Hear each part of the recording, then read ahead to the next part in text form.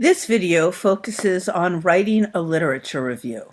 The literature review is the beginning portion of most papers or research projects. It allows you to get a handle on what's already known about the topic you're going to be studying and sets the stage for your analysis later in the project. When beginning a new research project, the very first thing you should do is begin by examining the literature in your field and related fields.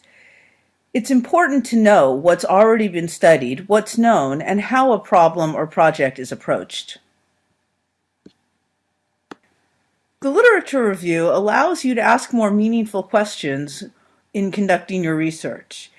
It also gives you a chance to demonstrate to the reader that you are a competent member of your profession. If you fail to mention key debates or important definitions, if you don't use the terms of your field, people won't take you seriously as a researcher. Finally, it's imperative that you have a good understanding of what's already known and a clear guiding theory if you want to make a meaningful interpretation of the data.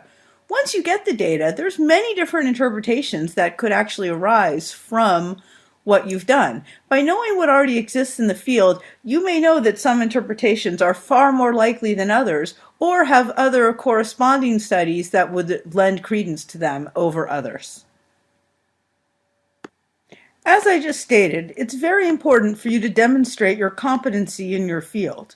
The literature review is going to allow you to do that by giving the background information people would need to understand the research question you are posing. You're also going to want to define any key terms or common terms used. Finally, you're going to want to hit on any key theoretical debates relevant to this project. A failure to do so will lead others to question the relevancy of your work. Moreover, it demonstrates that you didn't perform a proper literature review.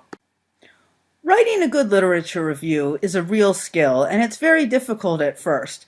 But don't worry, I'm going to take that into account, and that's why I have a rough draft due early in the quarter.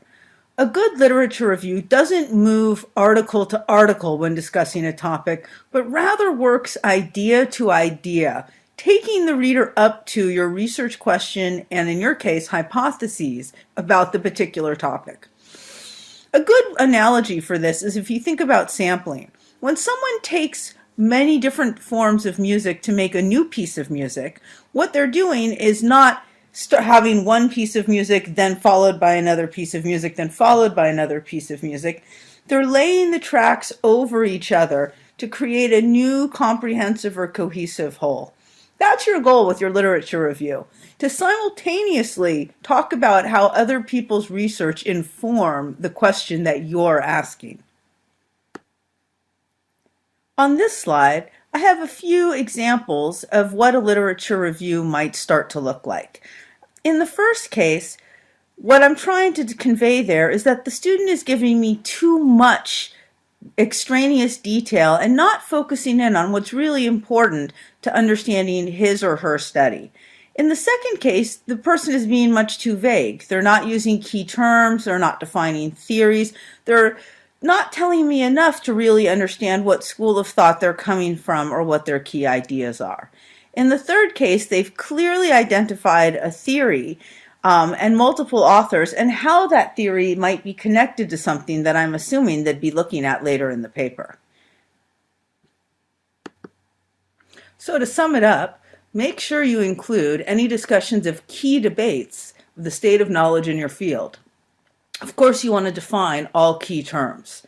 You also want to have somewhere in there the guiding research question or theory, the background information that sets that up. What does the reader need to understand to make sense out of the question you are posing? What existing facts, theories, hypotheses, and sources of information will help the reader understand why you posed the explicit hypotheses you posed? You also are trying to demonstrate that you are aware of what the state of your field currently is. Citations can do that. Now, sometimes you have a topic that there isn't a lot of research on. For example, when I was doing my doctoral dissertation, I became interested in adult recreational co-ed participatory sport. As you can imagine, at the time, there was very little on that topic.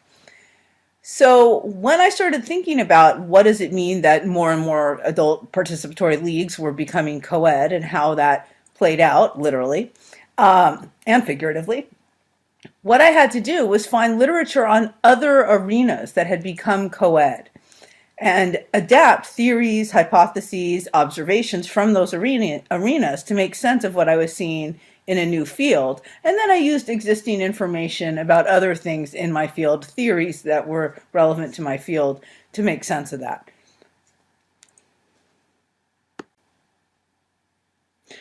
The first place you should start with a topic is not the World Wide Web, though I'm not ruling that out as a legitimate source. The first place you want to go for legitimate sources of research is the library. And as it would happen, you don't actually have to go to the library. We're going to take some time in class to search different databases at the library and share different things that we can find. What you want to do is go to databases relevant to your field, in addition to the larger search engines that everybody uses. Once you've made a good search of all the available databases, you'd want to make sure you can acquire the literature you found out about. At our library, you can order many of the articles you'd like, but there is a lag time. That's why as soon as we pick our topic, you're going to want to start researching immediately. That way, if it takes 2 weeks for an article to arrive, and it usually doesn't take that long, you'll still have time to incorporate it into your literature review. If you do find out about something after the deadline for the initial literature review, don't worry, you can still include it in your final paper. In fact, I encourage you to find new sources as your ideas develop over the course of the quarter. Once you've made a good search of the literature, then it's a good idea to look at the World Wide Web. But first, when you go to the World Wide Web, I would look at legitimate research houses of data rather than things like Wikipedia and the common sources. Places like the Pew Foundation, the Center for Disease Control, research centers housed at other universities, those are good sources to use. In addition, I don't discount popular cultural references. Newspapers, blogs that have a large following, all of these can also be good sources of data. What you want to avoid are highly commercialized or things that you can't find good sources of. Make sure you always very carefully check your sources for anything you find on the internet. When reading articles for your literature review, you want to read with a clear purpose in mind.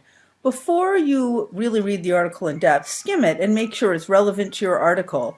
If you can gain the necessary information from skimming it, that's fine. For deeper theory, you definitely want to read an article in depth, but definitely skim first to make sure it's worth reading.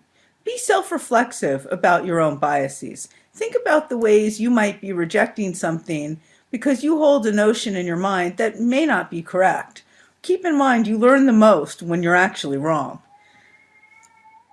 At the same time, you want to marshal external knowledge. Sometimes the article you're reading has inaccurate information, has done the methods incorrectly, or has made other forms of mistakes. Well, you want to use your knowledge as an expert in the field to think about what you're seeing. Does this article look legitimate? Look at the source. How do you feel about that source? What do you know about that source? Was there any peer review in order to be sourced there? Is it a for-profit publication? Be sure to evaluate as you read. What things do you note that impress you? What things do you note that you don't like in other people's writing? Part of becoming a better writer is looking at what other people do and striving to emulate the things you think are effective and eliminate the things you think are problematic. It's a good idea to keep a short summary of findings, and by short I mean just a few sentences. If you have the citation of the article saved in a file, and you have a few keywords about it, maybe some keywords about the methods and key information about the findings, when you're writing up your paper, you already have there what you want to use in order to understand that. You can also keep it for later work if you happen to write a lot of papers on a related topic. Once the class has selected a topic for the class survey, then you're going to want to go about selecting a subtopic. To do this, you're going to want to make a thorough search of our library on that topic and find some possible relationships or ideas that are of interest to you. You're going to want to request all information if it's not already readily available. Then you're going to want to search the World Wide Web, focusing on clearinghouses, research agencies, and public agencies. The next step is to take notes on the articles that you're finding. At this point, you're going to want to refine your original topic or hypotheses. Once you've conducted a thorough search of the literature, hopefully you have some new ideas. Now you need to take these different notes and integrate them into a synthesis that helps the reader sort of follow the same path you did in developing your hypotheses or ideas. Keep in mind, it's going to be important to use this information when you explain your findings.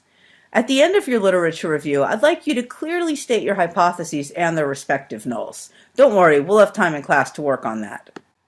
Remember to always skim the article first before deciding if it's worth reading in depth. You should consider, is it relevant to your project? There's many interesting articles out there that really don't have much to do with what you're actually doing. Is it timely? Or is it outdated? Does it appear to be legitimate? When taking notes on each article, the things you'd want to include in your notes are the general topic or problem, the research question or research questions, the methods. Here with the keywords, what you want to hit on, is it quantitative or qualitative? What did they do exactly? Was it a survey? Was it interviews? Was it a combination of different methods? Were there any major flaws with their methodology or any strong points that you might want to emulate? What are their key findings? What are their conclusions? What contribution to the literature are they making? Ideally, the summary should do this in maybe 5 to 7 sentences. An annotated bibliography is not a literature review. I'm going to repeat that. It is not a literature review. An annotated bibliography does essentially what I said in the previous slide. It summarizes one article followed by another, and then another. That is not a literature review. That's the first step to producing a literature review. As I stated earlier, with the literature review, you want to integrate the information to weave your own new story about this topic. So remember, make sure your literature review provides enough background information for a new reader to understand exactly why you would have the hypotheses that you have. You need to demonstrate, too, that you are someone who's knowledgeable about their field. When you turn in your literature review, make sure it has that any key terms you're using are clearly defined, that there's a clear theory or guiding idea behind the paper, that any key debates in the field that are relevant to what you're doing are mentioned, and that your hypotheses and nulls are clearly stated at the end of the literature review. I recommend setting them out. In addition, I also recommend subheadings. Subheadings are a great way to guide the reader along through your discussion.